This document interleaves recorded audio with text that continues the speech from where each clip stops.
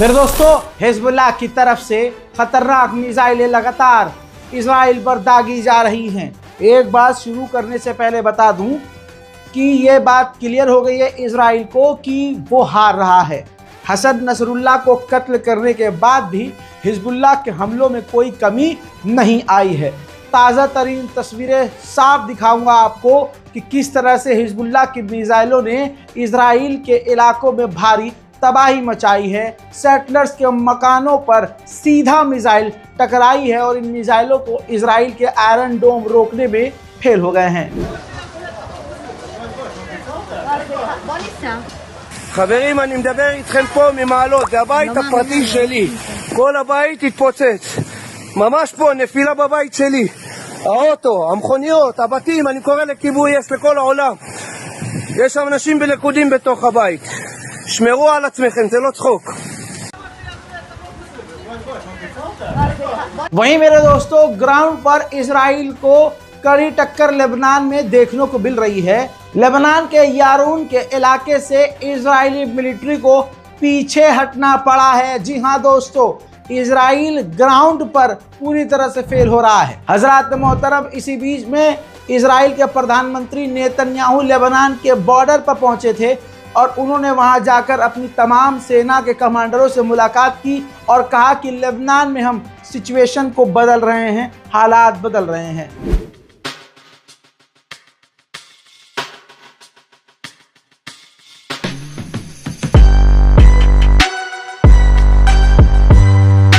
वहीं मेरे दोस्तों, एक बार फिर से हिजबुल्लाह के रॉकेट सीधा वहीं जाकर गिरे इजराइल में जहां पर इजराइल की मिलिट्री बॉर्डर पर मौजूद थी। कई इजरायली सैनिकों की घायल होने की खबर है। उधर लेबनान के हालात बताऊं तो लेबनान के हालात इतने सख्त हैं कि लेबनान की गवर्नमेंट ने तमाम स्कूलों को खोलने से इनकार कर दिया है, पोस्टपोन्ड कर दिया है। अभी लेबनान में स्कूल और यूनिवर्सिटीज़ बंद रहेंगी। लेबनान की तरफ से कड़ी टक्कर देखने के बाद इजराइल ने अपने बॉर्डर के 3 और इलाकों को, इजरायली इलाकों को मिलिट्री जोन बना दिया है ताकि वहां पर कोई सेटलर्स, कोई आम नागरिक ना पहुंच सके। वहीं मेरे दोस्तों, कमला हैरिस जो राष्ट्रपति पद का चुनाव लड़ रही हैं, उन्होंने अपना असली मुखौटा दिखा दिया है और कह दिया है कि हम यानी अमेरिका इजराइल पर जंग रोकने के लिए, हमला रोकने के लिए प्रेशर नहीं बनाएंगे। मेरे दोस्तों, इधर इजराइल और फ्रांस के बीच तनाव हो गया है। लेबनान और गजा पर बमबारी को देखते हुए, अपने मुल्क में लोगों को सरकार के खिलाफ गुस्सा देखते हुए फ्रांस के राष्ट्रपति इमैनुअल मैक्रोन ने कहा कि हम इजराइल को हथियार अब नहीं देंगे। ऐसे में तुरंत बिना सोचे समझे पब्लिक के सामने आकर नेतन्याहू ने सीधा सीधा अटैक किया मैक्रोन पर और बुरा भला कह दिया। अब इसके बाद नेतन्याहू ने डायरेक्ट इमैनुअल मैक्रोन से फ़ोन पर बात करी और उनको समझाने की कोशिश करी और नेतन्याहू ने इमैनुअल मैक्रोन से कहा कि अगर आप हमें हथियार नहीं देंगे तो ईरान और ईरान के प्रॉक्सीज बहुत ज़्यादा ताकतवर होंगे। ऐसे में इमैनुअल मैक्रोन ने 2 टूक में बात कह दी कि जो हमने फैसला ले लिया और जो मैंने बयान दे दिया, मैं उससे पीछे नहीं हटूंगा।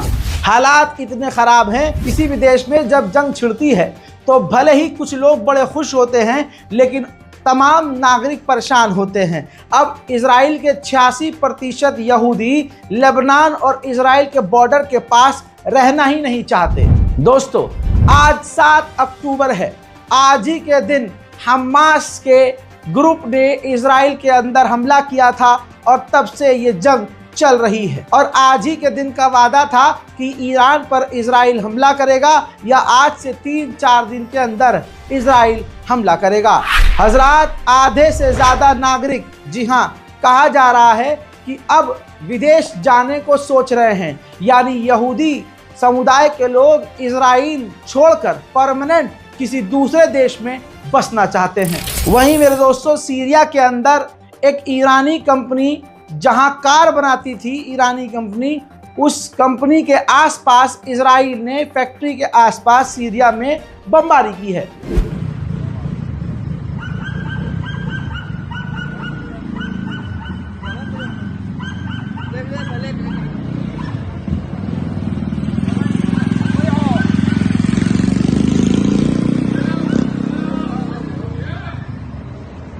वहीं इजराइल के अंदर एक फिलिस्तीनी व्यक्ति ने गोलीबारी करी, जिसमें एक महिला इजरायली पुलिस वाली मारी गई है और कई पुलिस वाले घायल हुए हैं।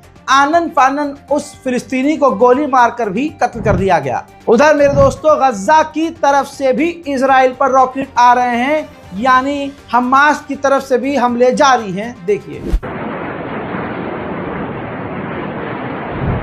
ब्रेकिंग न्यूज में फिलहाल के लिए इतना ही। चैनल को सब्सक्राइब कीजिए ताकि आपको तमाम अपडेट्स मिलते रहें। जय हिंद।